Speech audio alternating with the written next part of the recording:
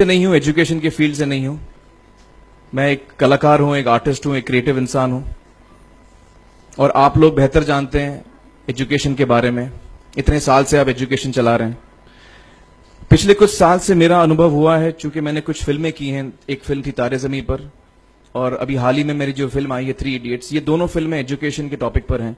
तो लिहाजा मैं इस वजह से मैंने काफी रिसर्च की एजुकेशन के ऊपर, और कुछ चीजें मेरे सामने आई हैं और वो चीजें मैं आपके सामने रखना चाह रहा हूं। आज यहां पेरेंट्स हैं, एजुकेटर्स हैं, टीचर्स हैं, बच्चे भी हैं। हो सकता है पता नहीं मैं कितना सही बोल रहा हूं, गलत बोल रहा हूं, लेकिन मेरे कुछ विचार हैं जो मैं आपके सामने रखना चाहूंगा एजुकेशन से जो जिनका संबंध है। और वो ये कि सबसे पहले तो हर बच्चा खास होता है। ये मैंने डिस्कवर किया अपने रिसर्च में। हर बच्चा खास होता है। हर बच्चे में हमारी तरह, आपकी तरह और हमारी तरह, हर बच्चे में कुछ न कुछ काबिलियत होती है, कुछ न कुछ कमजोरी होती है। मुझ में भी कमजोरी है, काबिलियत है। आप में भी कुछ न कुछ काबिलियत और कमजोरी है, और हर बच्चे में कुछ न कुछ कमजोरी और काबिलियत होती है। और हमें as parents, as elders, as education system, हमें हर बच्चे की खासियत को पहचानना है, उससे मदद करनी है। उसकी क्या खासियत है, उसका क्या दिल चाहता है, उसे किस चीज में खुशी मिलती है, वो हमें उसको हेल्प करना है कि हम उसको वो ढूंढ सके, और उसमें हमें सपोर्ट करना है। और जो उसकी कमजोरी है उसमें हमें उसको सपोर्ट करना है।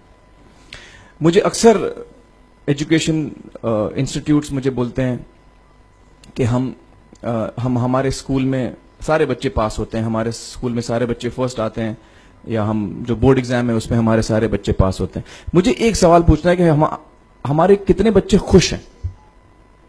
सबसे बड़ा सवाल मेरा ये है, how many of our children are happy? और वो जो हैप्पीनेस कोशेंट है ना, वो मेरे लिए सबसे अहम है। क्योंकि देखिए, पढ़ाई लिखाई तो हम सीख ही लेते हैं। जब मुझे कोई चीज सीखनी होती है तो मैं कुछ ना कुछ करके सीख ही लेता हूं। हमारी फिल्म 3 इडियट्स जब रिलीज होने वाली थी, रिलीज से पहले हमने कई स्क्रीनिंग्स रखे थे, टेस्ट स्क्रीनिंग जिसको हम कहते हैं, जिसमें कि हम ऑडियंस जैसे आप लोग हैं उनको बुलाते हैं, फिल्म दिखाते हैं, उनसे पूछते हैं कि फिल्म कैसी लगी। ऐसे एक टेस्ट स्क्रीनिंग हमने किया था।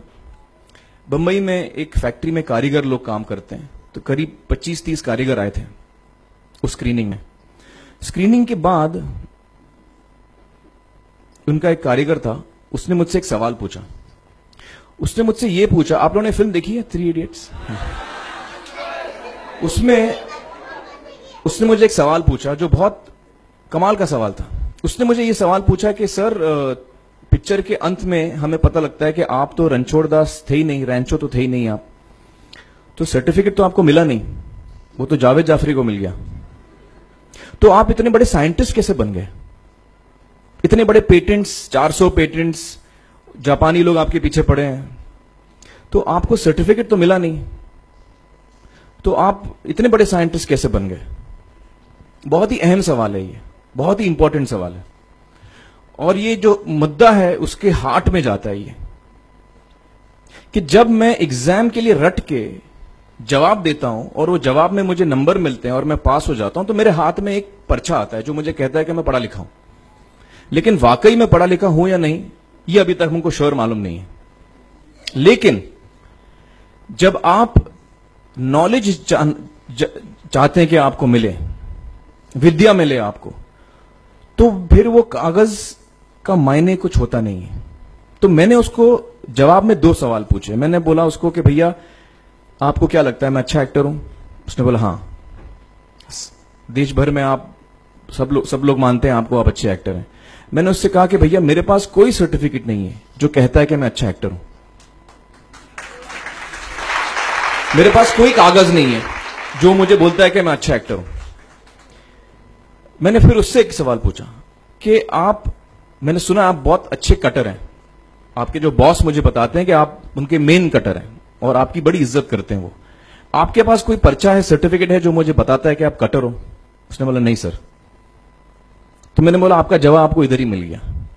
Education is beyond marks, education is beyond grades, education is what you learn.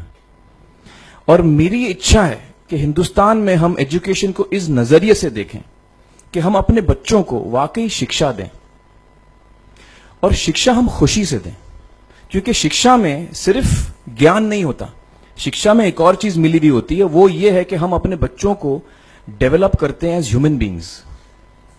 आगे चल के वो जिंदगी में अच्छे इंसान बने, आगे चल के वो अपने पैरों पे खड़े रह सकें, आगे चल के वो इज्जत की जिंदगी जी सकें, आगे चल के वो दूसरों के बारे में ध्यान रखें, आगे चल के वो किसी के चेहरे पे मुस्कुराहट ला सकें, आगे चल के वो किसी की मदद कर सकें। This is what we should develop of our children. ये मेरी फीलिंग है। मैं जहां भी देखता हूं, ये मेरे साथ भी हुआ है जब मैं छोटा था। जब से हमारे बच्चे छोटे होते हैं, जब से बच्चे पैदा होते हैं, बच्चा घर आता है, हम बच्चे को पूछते हैं भाई मार्क्स कितने मिले, फर्स्ट आए कि सेकंड आए? वो बोलता है सेकंड। सेकंड आए तो अरे फर्स्ट नहीं आए, डांट पड़ती है उसको। जो बोलता है मैं 10th आया तो उसकी तो हालत ही बुरी हो जाती है। बच्चे को लगता है यार ये फर्स्ट आना बड़ा जरूरी है। उसको रेस में हम पूछते हैं तुम रेस में फर्स्ट आए कि सेकंड आए? में हम उसको बचपन से, जब से वो केजी लोअर केजी में होता है, जब लोअर केजी में रेस होती है, चमचा मुंह में लगा के उसमें नींबू डाल के भागते हैं। उसमें भी हम बच्चे को पूछते हैं अरे मेरा बेटा फर्स्ट आएगा, ला बेटा मेरा फर्स्ट आना, मतलब पेरेंट्स चिल्ला रहे हैं बेटा भागो, मतलब नींबू लेके भागो। तो उसमें होता क्या है कि बच्चे को लगता है कि यार ये बड़ा जरूरी है। मेरे पेरेंट्स को हमेशा, मेरे पेरेंट्स मुझे एक ही सवाल पूछते हैं, मैं फर्स्ट आया कि नहीं। उसके जहन में ये बात बैठ जाती है कि मेरे को अव्वल आना है, मेरे को कंपीट करना है, मेरे को बाकी लोग से आगे निकलना है। टीचर्स भी यही सवाल उसको पूछते हैं आमतौर पे, मेरे साथ हुआ है। होता क्या है कि जब वो बच्चा 21 साल का होता है तो वो बड़ा सेल्फिश हो जाता है, और उसको सेल्फिश हमने बनाया, हमारे सिस्टम ने बनाया। वो अपने बारे में सोचता है और किसी के बारे में नहीं सोचता, क्योंकि यही हमने उसको ट्रेन किया बचपन से। बचपन से हमने उसको यही ट्रेन किया कि बेटा तुम पहले आना, बाकी सब लोग को भूल जाओ। तो जब वो नौजवान बनता है तो उसका नजरिया सोसाइटी की तरफ यही हो जाता है कि भैया मुझे आगे बढ़ना है, बाकी सब बाय हुक और by crook I must succeed, I don't care about anybody else. मेरा ये दिल कहता है, मेरा ये दिल चाहता है कि अगर हम जितने यहां पेरेंट्स हैं, एडल्ट्स हैं, यंगस्टर्स हैं जो कल जाके पेरेंट्स बनेंगे, अगर हम अपने बच्चों को ये सीख दें जब वो छोटे हैं, जब वो घर आए हम उसको ये सवाल पूछें, ये नहीं पूछें कि मार्क्स कितने मिले, उसको ये पूछें कि बेटा आज तुमने किसकी मदद की, आज तुमने किसके चेहरे पे मुस्कुराहट लाई। अगर हम उसको ये पूछें तो उसको ये लगेगा कि यार जरूरी ये है। मेरे पेरेंट्स मुझे हमेशा ये पूछते हैं, मार्क्स का तो कभी पूछते नहीं, वो मुझसे ये पूछते हैं कि भैया तुमने किसको हेल्प किया आज। तो हेल्प करना लोगों को, लोगों के बारे में सोचना, लोगों के चेहरे पे मुस्कुराहट लाना, ये मेरे पेरेंट्स के लिए बड़ा इंपॉर्टेंट है।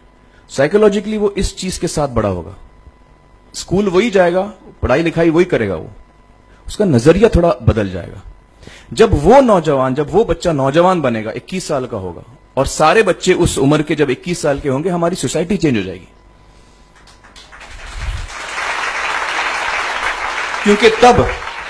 क्योंकि तब हमारी सोसाइटी में ऐसे नौजवान होंगे जो खुद के बारे में नहीं सोच रहे, दूसरों के बारे में सोच रहे हैं। तो मुझे लगता है कि सबसे बड़ी चीज जो हमारे एजुकेशन सिस्टम में मैं देखना चाहूंगा, जो मैंने अपने स्कूल लाइफ में नहीं देखी, कि हमको ये अहमियत इस पे दी जा रही है कि हम अपने आसपास के बच्चों को कितना हेल्प कर रहे हैं। ये एक बहुत बड़ी तब्दीली अगर आ जाए तो मुझे लगता है कि हमारा देश बहुत सुधर सकता है, बहुत बदल सकता है, हम बहुत